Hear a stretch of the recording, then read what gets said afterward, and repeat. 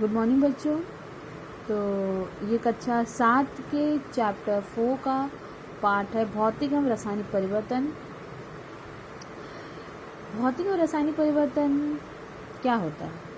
तो जैसे यहाँ पर कुछ तालिका लिखी गई है, यहाँ पर इनके परिवर्तन के बारे में दिया गया है कि जैसे मोम है, तो जब ये ऊष्मा पाते हैं तो ये ठोस हो जाते हैं, फिर उसके बाद इनके परिवर्तन द्रव में परिवर्तित होते हैं।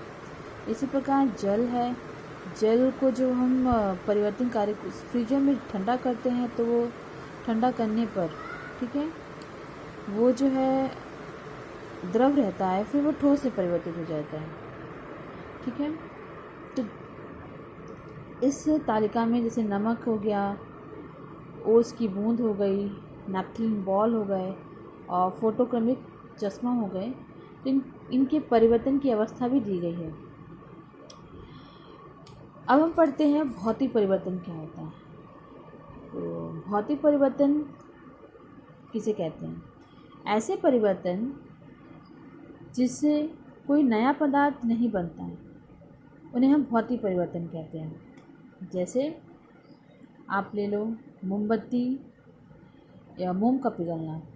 तो जो मोम को जलाते हैं, मोमबत्ती को जब जलाते हैं मोम को, तो वो पिघल तो जाते हैं, लेकिन जब वापस उसे आप ठंडा करते हैं तो वो पुनः हमें मोम प्राप्त हो जाता है। तो ऐसे परिवर्तन को हम भौतिक परिवर्तन कहेंगे। ठीक है, अब उसी से संबंधित यहाँ पे कुछ आपका दिया गया है। सॉरी, रासायनिक परिवर्तन का है। तो रासायनिक परिवर्तन पढ़ेंगे हम क्या होता है। रासायनिक परिवर्तन वो परिवर्तन होते हैं जिसमें कि कोई नया पदार्थ बनता है। अगर हम एक आसान सी भाषा में कहेंगे तो कह सकते हैं कि ऐसे परिवर्तन जिससे कि हमें एक नया पदार्थ प्राप्त होता है, उसे हम भौतिक परिवर्तन कहते हैं। ठीक है,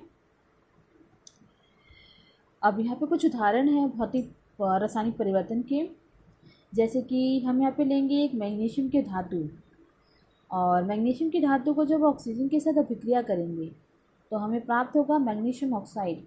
मैग्नीशियम का जो धातु होता है, ये रिबन होता है, इसे जब जलाते हैं मोमबत्ती में, तो यहाँ पे देखिए चित्र के में दिखाया गया है कि मैग्नीशियम के तार को जलाया जा रहा है।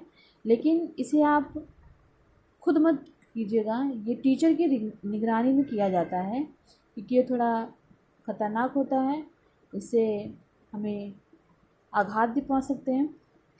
तो जब मैग्नीशियम धातु को ऑक्सीजन के साथ अभिक्रिया करेंगे तो वो मैग्नीशियम ऑक्साइड प्राप्त होगा, और जिस परिवर्तन को बोलेंगे हम रासायनिक परिवर्तन।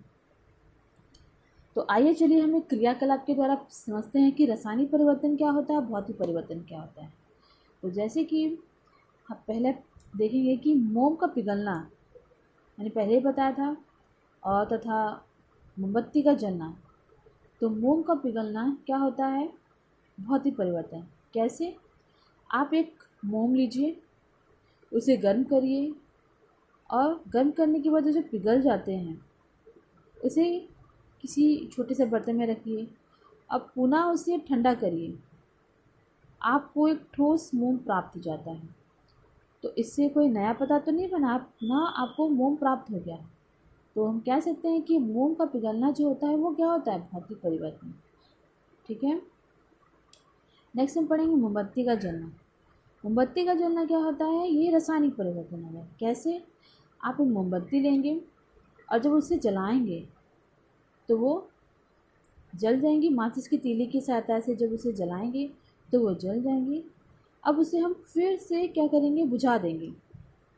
पुनः हम क्या करेंगे? माचिस की तीली लेंगे और हम मोमबत्ती के पास नहीं लाकर उसे थोड़ा दूर रखेंगे, लेकिन तब भी वो मोमबत्ती की जो लौ है वो जल जाएगी।